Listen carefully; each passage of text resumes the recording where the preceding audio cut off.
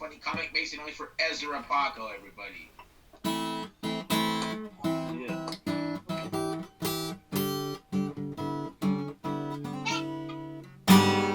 Oh, off-key, what an off-key intro. I don't even care. Welcome, welcome, welcome.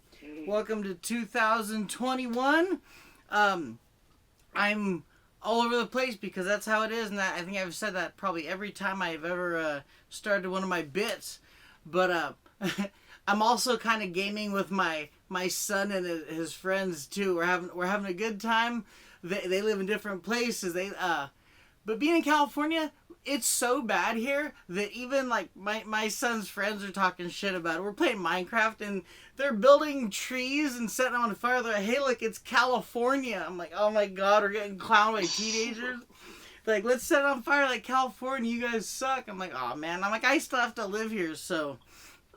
But we do. I don't know how many gamers in here, but one thing that we, for my friends, calling someone a Fortnite kid is like worse than calling them like gay or like a piece of shit or something. You're like, oh, look at these Fortnite kids. Like for us, Fortnite is like, it's like that drunk friend who you check up on them. You're like, well, like you go to play it once every 10 weeks. You go, well, let me check on you, and I don't want to talk to you. I don't really want to hear from you, but I just want to make sure you're there. You're there? Okay, cool. And then that's it. But so if you ever like want to insult a kid, like a teenager, be like, you're a Fortnite kid. Like you say you're a piece of shit, but so if you need to talk shit to your kids, call them Fortnite kids, and they'll be like, I hate you. Like you're gonna grow up to be in jail. That's fine, but just don't call me a Fortnite kid. But kids have you know what? I gotta say, this is I love Roblox. Roblox is dope. Like, those are cool. Like, see, Minecraft, Roblox, you can build whatever the hell you want, do whatever the hell you want. Because stepping on Legos hurts, and Legos are expensive as shit. Fuck yeah. Like, they're so expensive. Like this thing right here was, like, probably, like, $10, and there's, like, 40 pieces in there. And one day that's gonna be racist. They're gonna be like, oh, that's Ninja, like. And they don't make slanted-eyed Legos. Legos don't reflect people enough. They don't make, like, black people Legos, or, like, they're all yellow. Like, some Asians need to complain back. Stop making them railroad. Haha. Like, we're other colors. But, you know, these kids, they got it made. Like, they're, I hear them, it's kind of awkward, but they'll say something like, hey, you should check out this chick and that chick. And they have access to so much that we never did.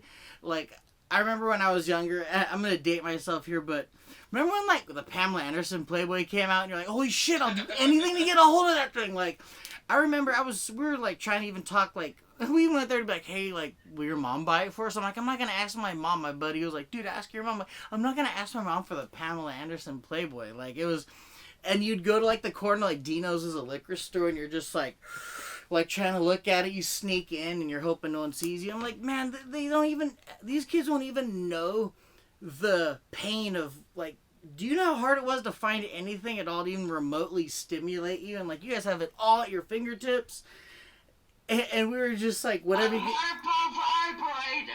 Oh, she's back. Oh yeah, we, like, in this one apartment, I remember me and my friends, they had this, seedy ass apartment. There was like a storage unit, and I remember we had like the first Hustler I saw, and it was like up in the storage, and you'd be like, whoa, just put it back, okay? And we're like, oh my god, like this was the most mind-blowing thing. I think I was scared the first time I saw a vagina in a magazine. I was like, that's what it really looks like? Like, that looks beat up, and like, is that, I'm like, I'm supposed to look forward to that? So like, you think a penis looks that great? oh god, they don't. Yeah, like, sexual organs are terrible. Like, it's a good thing that we don't have X-ray vision, or that we can't actually see what people have to work with. I mean, once you get them home and you're like, aha, you're stuck with this now. But I mean, if your sexual organs were how you like dick pics, if that's how you're supposed to sell somebody on something, like, oh my, I'm so glad that I'm if I had to show my wife my penis first before I got to talk to her, I'd probably still be single. Like, hey, here's what you have to work with. I'm sorry. And like, but wait, I have money and a personality, which is a lie. Like, my personality is I'm angry and I don't have money. Like, I have nothing to offer. So God bless my wife for being with me, because I really have nothing to offer her. But what's funny is, though, there are dudes. I was watching I'll name drop a comedian, not one of us, but Nikki Glazer was in an interview saying like, well, I want to sleep with this. They're saying, hey, would you sleep with this guy? And they're asking her interview, well, I wouldn't, but someone should. And like, ladies, there are no female incels. Like, there's tons of... If there's a female incel, like, you're a liar. Like, every guy will just totally throw it at a woman if you have a chance.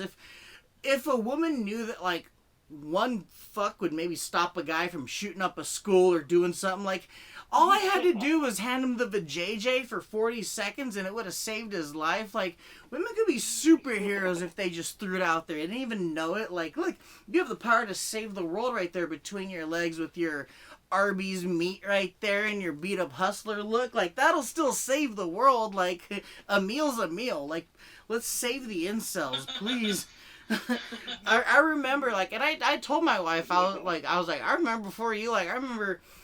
I did reach a point where, you know what, you kind of go, maybe I made it this far without anything, so I'll quit throwing it out there. But the feeling of being desperate when you're like, I would stick it in anything, like, and to think, man, I wouldn't, the fact that there was never anybody, you see these, I almost felt bad for these dudes in these videos. They're like, I'll do this for you, and I'm like, man, they're willing to really, really do anything if there's no woman out there. Like, do they not know there's some... Save the world, just hand it over once. That's what I'm saying. Like, you could save the world.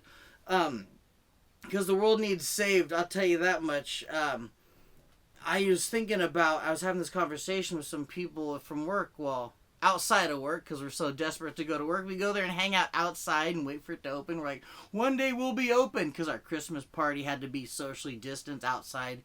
Can you imagine when EDC happens, like, next year? EDC, for those playing the home edition, that's the festival in Vegas. Do you know how many overdoses people are going to go through when they can finally go to, like, raves again? Like, everyone's going to be like, oh my god, you just had, like, a molly the size of a golf ball. Like, I'm making up for 24 months of no partying. COVID was 12 months.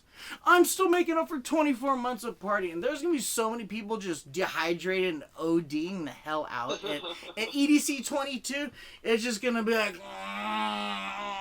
everyone's going to be totally disgustingly out of it. And it might be a beautiful thing. I don't know. I'll tell you what, the other thing that happened last year that just drove me to shit was the whole, when they go, well, they're going to take Aunt Jemima off of pancake syrup, or they're going to take off Uncle Ben's off. Like, have you had white people cooking? Like, if you're trying to sell me on if you're trying to sell people on some good food, keep the Asians on there, keep the black people on the food. I want to know that, like, some pain and suffering went into the meal I'm going to make, because it's way more delicious. Like, the white people I know that cook, I'm like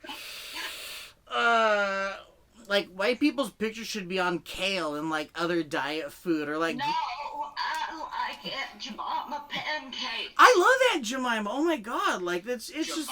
She said Aunt Jemima is my hero. Aunt Joe Mama. She said Like, Jemima. Joseph... Like he's trying- Aunt like Joseph... Aunt Jemima. Aunt Jemima. Joseph Aunt Mama. Jemima is my heroine. Oh, man.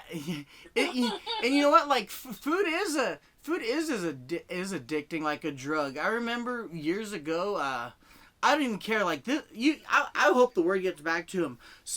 I hope Morgan Spurlock I hope he dies and goes to hell. You know who Morgan Spurlock is? Also, for those playing the home edition, he did that Super Size Me movie. Went to a McDonald's, nothing but McDonald's for 30 days. It led to McDonald's getting the super size fries cut out, the bucket fries, and those were bomb. Like, who the hell are you, Morgan Spurlock, to, like, try to ruin a franchise? I mean, yeah, McDonald's is crap, whatever, but anything you do for 30 days is gonna be bad for you. If you drank nothing but, like, gallons of water, or if you ate only, like, salad for, like, a month straight, you'd be a salad shit. You'd shit your insides out. It would just be like, wow, like lettuce all over the back of the toilet. Anything for 30 days is bad. I've been on like 30-day like cocaine binges, and like that was bad for you. He didn't do like super coke me. Like he didn't do that movie. Like who the hell is he to think about even doing that? Like what an annoying thing to do. I don't even understand. You know, I was talking about being married, and I watch a lot of I say this all the time. I want something so enriching to watch. I watch Maury Povich and Jerry Springer, like old clips a lot, and they're fucking awesome, man. These guys always, why did you cheat on me? Well, you wanted me to marry you, so I finally did.